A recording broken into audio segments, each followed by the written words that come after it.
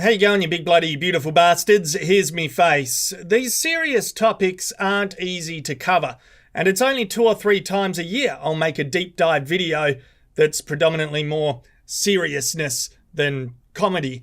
And I've been thinking hard with my brain about how I approach this topic in Ukraine and compile all the footage I've been seeing. And to be honest, I couldn't crack the formula until I was emailed by a Ukrainian fan called Oles. He wrote, "Hi Ozzy, my name is Oles and I'm writing from Ukraine. My country is currently under attack from Russia and I ask for your help. You are a great influencer in the world." Debatable if I'm an influencer, a bit of a dirty word. Anyway, no. Your humour has not once made my day better. I think he buggered up the wording there a little bit. My humour has made Oles's days better is what he means. Nah, he does. In today, humour is one of the things that we need the most. Joke about us, joke about Russia, show people that this is a very big problem. Help us stop this stupid war. Regards, Oles. So I thought, why not fire up Zoom? I got another email from another bloke in Ukraine called Karailo, and I just thought, let's have a chat to these Ukrainian Ozzy Man fans. And that's the video. So here it is. All right, so I'm joined with Oles, Nazar, Sophia, Karailo, and Ozzy Man. And yeah, thank you guys for joining me. I'm going to throw out my first question to you, Oles.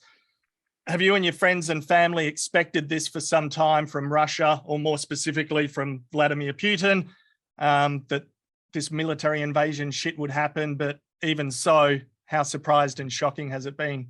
When you have a man like Putin controlling a whole country near you, availability of war is always on horizon. But we was shocked as fuck because in Tuesday, I and Sophia, my coworker, we wanted to go to Bukovel. It's like the biggest ski resort in Ukraine. And we wanted to have fun with our team, go for team building, skiing, skating, drinking, and do a lot of fun stuff. And I was sleeping on 24th of February, and my team lead called me and said, shit got started. And I was in shock because I look up the window, I hear war sirens.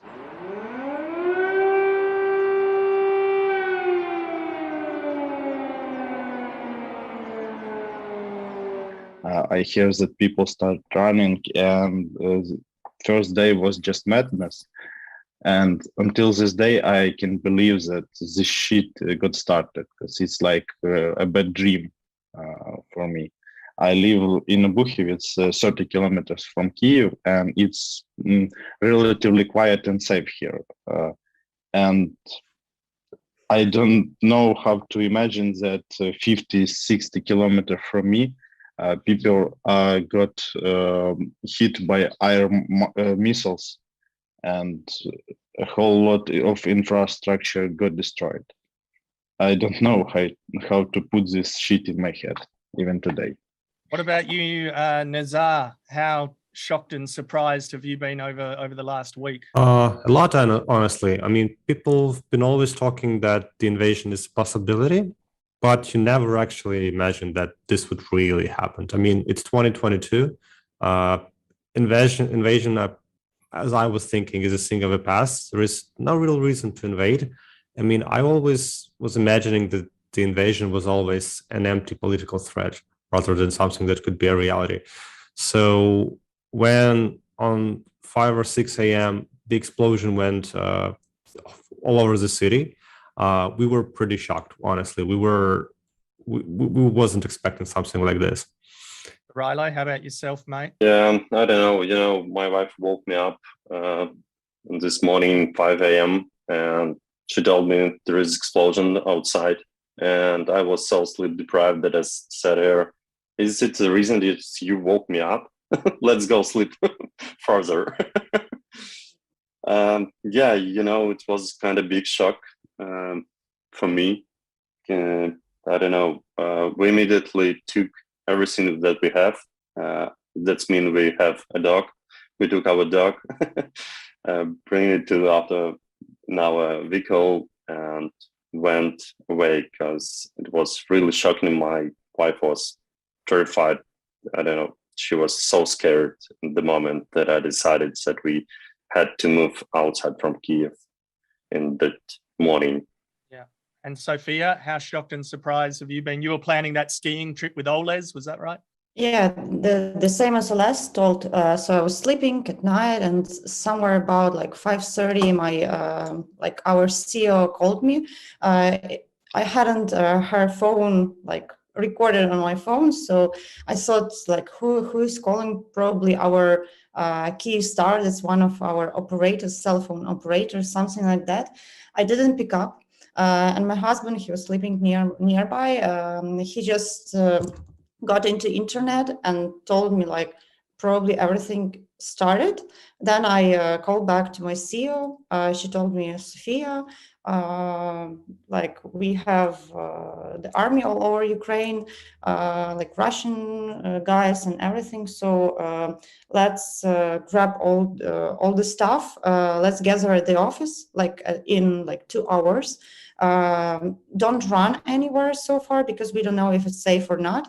And afterwards, somewhere near to dinner time, we realized that if you can go out from Kiev and proceed with everything, like with this info war and supporting everyone in Ukraine outside of Kiev, so it's probably better to go if you have some, I don't know, old grandparents or a lot of dogs that you cannot just move from Kiev easily. So you should stay at home, don't go out, and afterwards, like, happened what happened. So I will tell about it later. I've seen lots of footage with Russian soldiers where it seems morale and fighting spirit is low. They've been deceived or tricked into going into war. Та же часть изначально говорили, что прибыли на учения. В итоге, когда уже закинули на передовую, люди все были деморализованы и никто не хотел идти. Но сказали, будете врагами народа. А так это военное время, то вообще можете быть расстрелянными. Is that the feeling that you guys get over there as well, that there's even a lot of soldiers that don't want to be there, or it just feels like constant aggression? I can believe in this kind of stuff because the main answer for our warriors when they keep some Russian soldier into their hands, it's we don't know where we are. We thought that we will go to military educational programs. We don't know where we are. We don't know what we're doing. Посадили, сказали, учения, все там нормально, все как бы будет. Ну, мы не знали, что пока мы ничего не хотели. And Russians, what they have? They went to another country. They not at their homes. That they not saving lives. They taking lives. So I think it's real that our warriors is at highest of heights, and their warriors is at lowest of lows. I think that this kind of stuff is real. Yeah, and I wanted to add, so everyone in Ukraine, I guess everyone from the east to west, everyone is united, starting from children to like to old people. Everyone want to go to the army. No, not anyone is accepted because you need to have this history in military forces or so on. But everyone tries to help as much as they can. So we as a IT company are like info attacking, messaging all like everyone. So we are doing this info war, and besides we are helping as volunteers, we are sending money, we are preparing all the stuff for these refugees from East. So we are doing our best, and I guess everyone is united. I haven't seen such united Ukrainians so far, so it's miracle. And comparing to Russians, they are stupid. They are in their stupid TV channels. They don't believe what is broadcasting to them. I have friends who have relatives in Russians who call them and tell, like, can you believe me? It's not like you said, you are being said, it's different. And they don't believe, they just don't believe their relatives. They say, No, they are killing you. They are killing you in your countries, and you cannot persuade these people. I know for sure that we have never taken any aggressive actions. Never. Russia is only defending itself.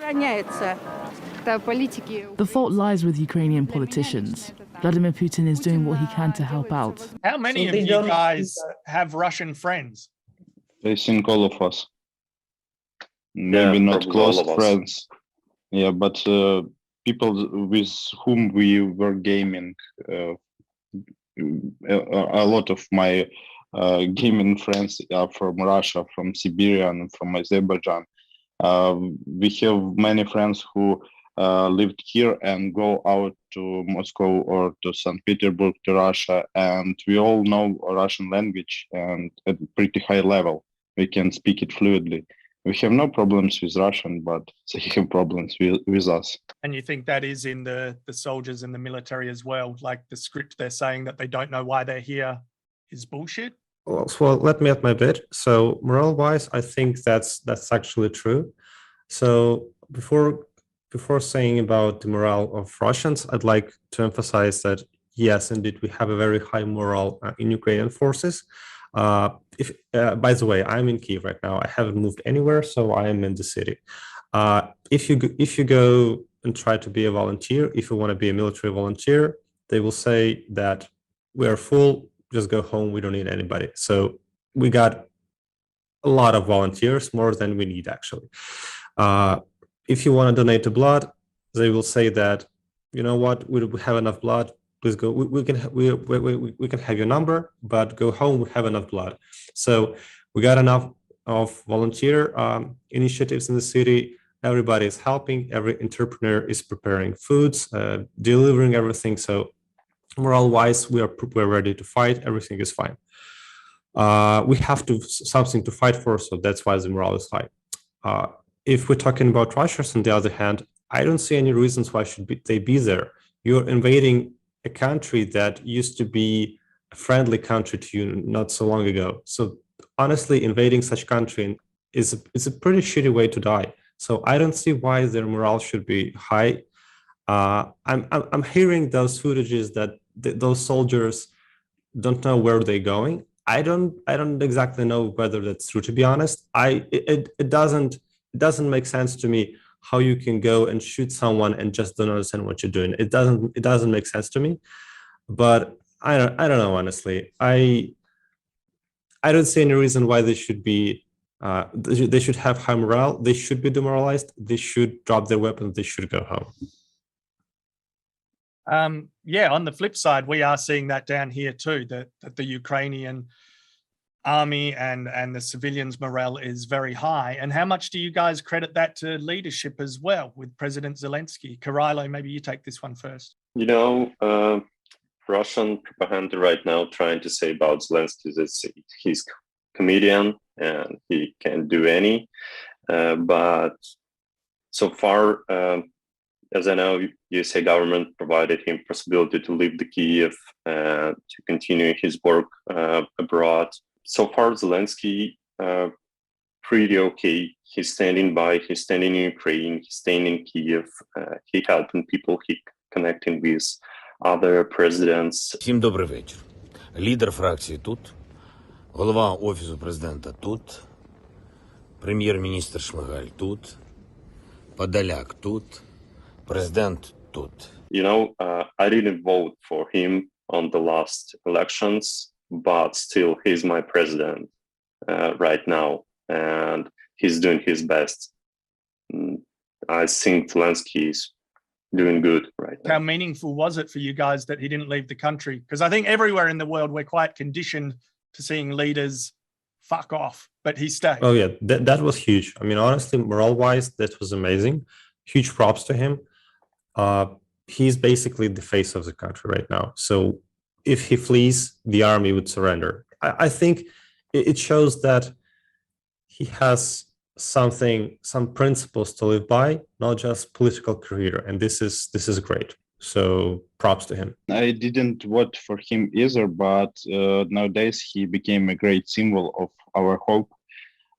And yeah, he is our president. He done a really good job for these few days. But only thing that I can add that even if he would be removed or something in some unfortunate events, I hope that it will not go that way. That Ukraine will not stop.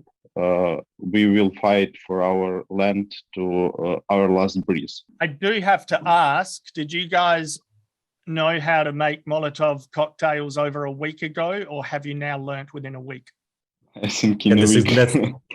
That's exactly how you described it. Yeah, I had no idea. Now I do.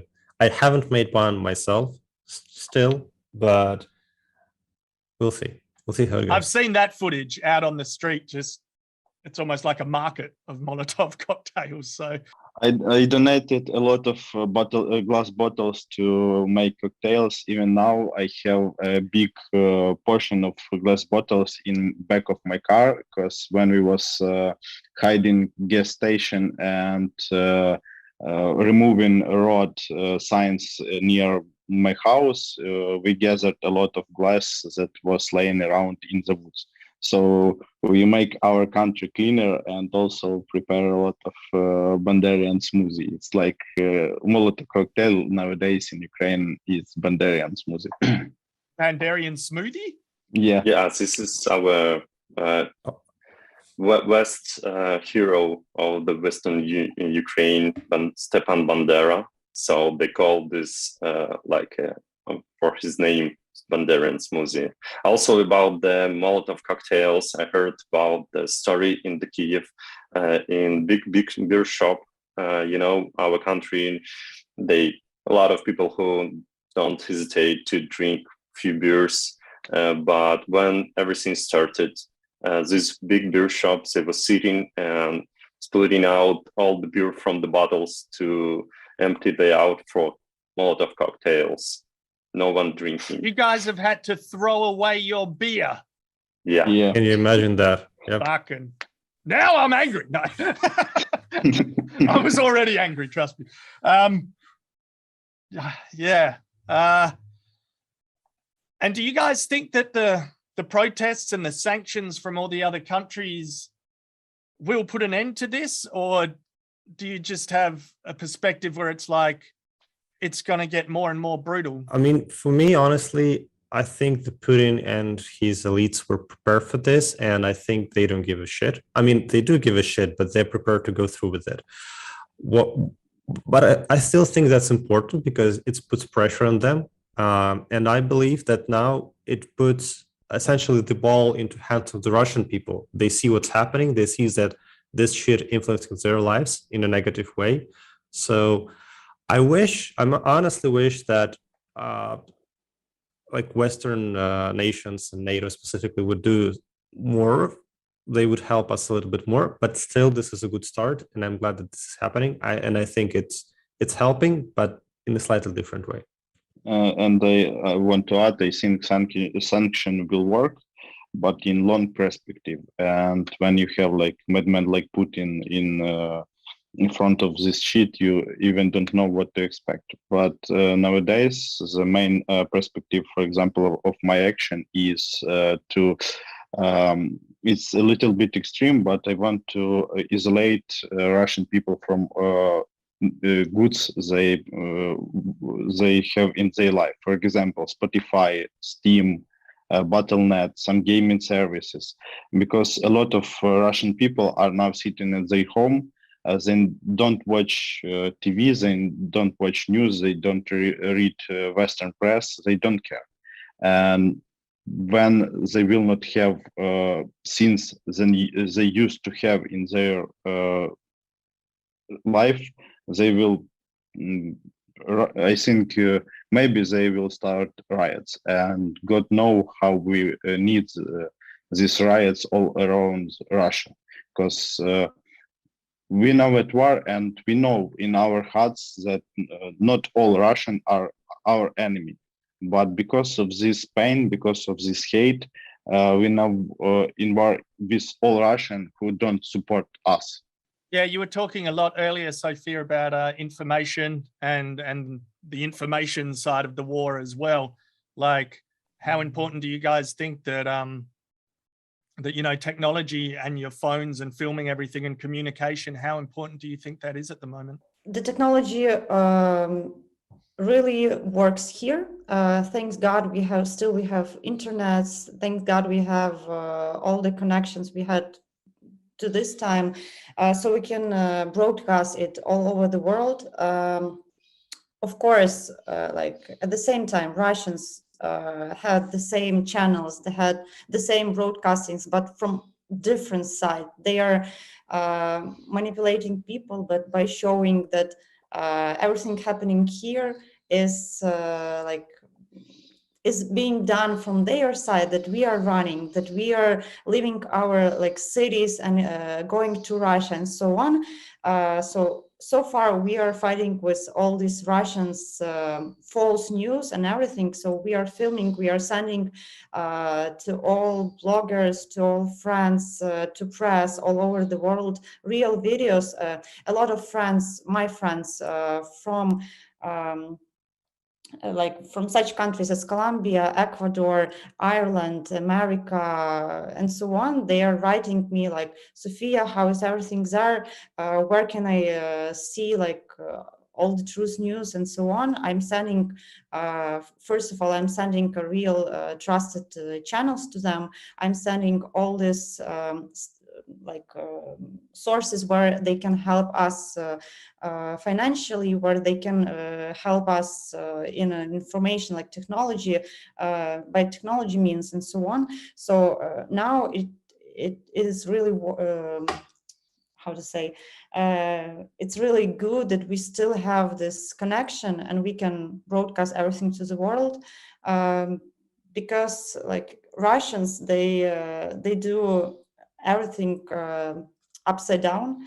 They show to their people, like the world don't believe them, that's for sure. Mr. Sergei Lavrov, Minister for Foreign Affairs of the Russian Federation. You have the floor, Excellency. You know, about the information, I think this was the biggest mistake of Vladimir Putin, because he looks like he still live in USSR times. He still have these wired phones and so on. And he didn't understood that sending troops in our country without phones, because a lot of them haven't phones, even those who were surrounding troops, they don't have any phones. They ask to call their parents in Russia to say them that they are here. So yeah, I think that was the biggest mistake of Vladimir Putin, that he didn't cancel in any way the information spreading inside of Ukraine and outside of it, because we have channels of internet and we can connect all over the world and say them what's happening in reality here. That's why I think information in the biggest way saves us.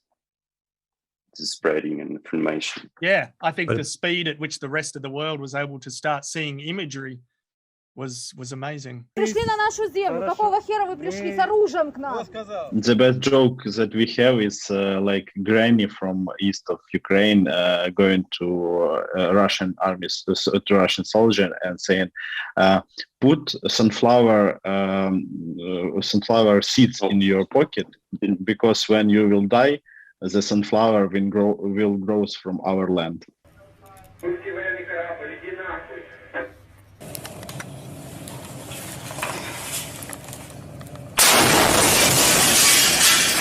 It seems like a lot of Ukrainians are heading over to Romania and Poland. And what are you guys going to do? Are you staying? Are you leaving? For the blokes here, you have to stay as well, or what are your plans? So for me personally, I am in Kiev. It's getting pretty dark. It's getting pretty scary. And honestly, probably leaving was a good idea at the beginning, but as of right now, it's very dangerous. So it's if you want to leave the city, you have to be prepared that you need to spend several days on the road without any guarantees that there would be any places to stay in the place that you're going to. Again, I think that leaving at this point is very dangerous. So I'm inclined to stay until the very end, I think. А папу оставили в Киеве.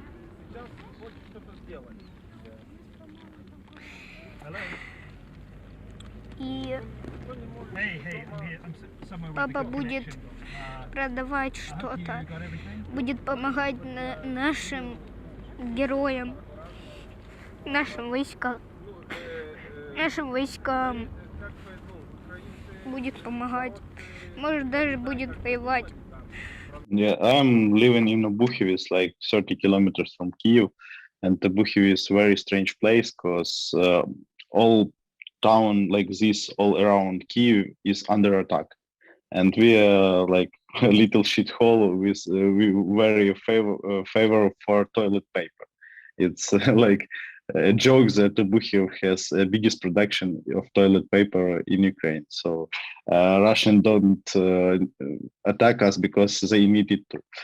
But if I been serious, I even don't know, because I have had a lot of opportunities to evacuate to West. I have family in Lviv, I have friends in Khmelnytskyi Oblast, and they're waiting for me, but I am staying here because I have family, I have a granny here, she can move right now, and I think that I need to be here to fight my own war against Russian. Yeah, we decided to move, but we are not so far from the center of Ukraine right now. And after a lot of discussion about what we're going to do next, I decided that in the worst situation, I will take my wife to the Polish border. And after that, I will return and try to join our troops. Right now, I praying that everything gonna be done by our professional military forces, and I'm as well trying to help our country in other ways, donations, information spreading, DDoS attacks as well. So in the very end, if it will be a situation that I should leave my own country, or I could fight against Russian troops and so on, fair dinkum, I will fight against them. Fair dinkum, fair dinkum. Oh man. And Sophia, what are your plans? I'm realizing it's a stupid question as I've said it out loud. I'm sorry. Can I touch on one topic before I leave, because we got missile alarms here, and I'll be off. So I'd also like to tell that to everybody who's wondering how we are living in the city. So if you're looking at this call, you can think that you're living pretty chill. I mean, I'm sitting in my place, I could probably work, but it's not exactly like that. I mean, there are constant explosions that you can hear from the outside. There are missile alarms that goes every couple of hours, and when it does, you need to hide. So this is what exactly I'm going to do in a couple of minutes. And you can't ignore them, because we had incidents where the missiles have hit civilian houses where people died. So yeah, if you ignore it, you're gonna die. So that's pretty scary stuff. And those alarms could go at any time of day. It could be morning, day, night. So all right. So yeah, Please go. scary Please stuff. go. Nice to meet you, Nazar. And It was nice seeing you. I gotta run. Bye. Keep safe. We'll wrap it up if you guys are all right. Sophia, what are your plans going forward? And I'm realizing it's a dumb question because you're playing it day by day. Yeah, we don't plan. We just live today's day, and when the new day comes, and we start to plan everything from scratch. So as for now, I'm in Lviv. That's the western city near Poland. Near Polish border. I'm originally from here. I came to Kiev with my husband just for work. We do not have any relatives there. All our friends are newly made friends from our office and so on. So at the end, like not in at the end, at the middle of the day, this first day when Russians attacked us, we managed to go out from the city. We spent 16 hours to come here. Like usually it took us 6 hours, 5-6 hours to go by car from Kyiv to Lviv. That time that took us 16 hours. The queues were awful. Nearby, like thousands of tanks were heading towards Kyiv and like to other direction as well. A lot of tanks were near the road. So the picture was awful, but still it was so far on the first day, it was so far good, because next days, like all the roads are destroyed out of the Kyiv. A lot of bridges are destroyed. So as for now, it's probably, it will take several days to go out, if you manage still to go out, because a lot of explosions, a lot of bombings, and everything is going now. So we managed to go out in a peaceful times. And we are doing our best to help here with like as a volunteers for the refugees and so forth. We left our house in Kyiv, so we grabbed only like several bags with us. I don't know, probably we didn't plan that it will last for so long. I don't know how long it will last. I hope like in a week we'll come back and everything will be okay. We are fighting for it, but still we are in safe place in Lviv. So like this. Right. Is there any final thing you guys want to say in particular, just with no question from me? Yeah, I want to say that this is horrible that this situation going in Ukraine, and I think the whole world need to unite to stop this, because Russia is not only a problem because of Putin, but Russia is a mad country, if I be honest. We have a long history with Russians of oppression, of genocides in Ukraine, so we know what Russia can do. And for me, I don't think that Russia will stop after Ukraine. They have made their claims against Finland, against Latvia. So we need to stop them now. We need to go to their consciousness of their people to show them that their government and regime that Russia is today is not the thing that can be existing in 21st century. It's past. It should be in the past, and we need to stop Russian. We need to remove their government, and we need to help not only us to stop the war, but for them to create a new free country, so there would be no threat to all other world. And if we will be left alone without help of the other world, we will fight to our last breath, to last drop of the blood, to save not only us, but to save Europe and other world. Yeah, I think I will probably will disagree with Ales, because I think that we shouldn't do anything with Russian government. I think we should bring the idea in Russian citizens' heads what's happening in the world, and they should do this by themselves. Because everything that's happening, if we will do it, they will think that we are invaded them and occupied them. So what I want to say in the end, probably that the war is always wrong in the world, in all the countries who invaded in the war. Not gain anything except deaths, destroying the economy of those countries and so on. I hope that in nearest futures, the Russian people in Russia will understand, due to all of those sanctions and so on, that something wrong, and they will try to think by their own heads, not I don't know, watching TV, this propaganda that they're showing. I hope one day we again will be brother nations, let's say.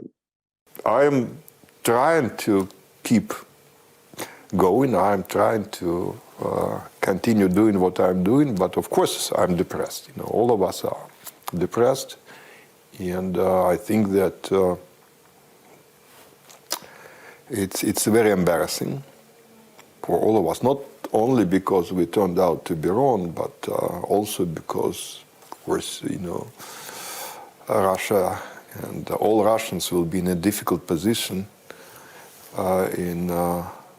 in many countries, not even only Western countries, but all over the place for a long time. So I also want to add, guys, so this war is not only for Ukraine. I guess he will not stop.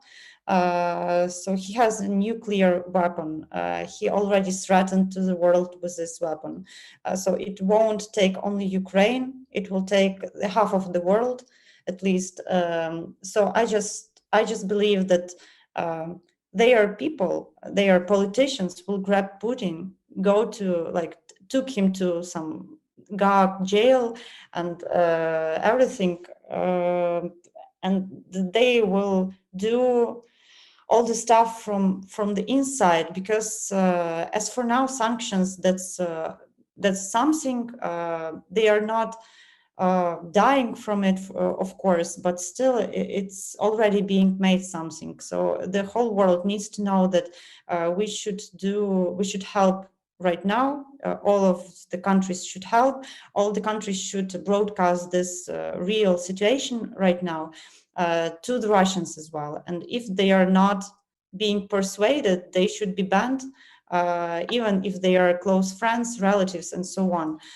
Maybe in this way they will understand something.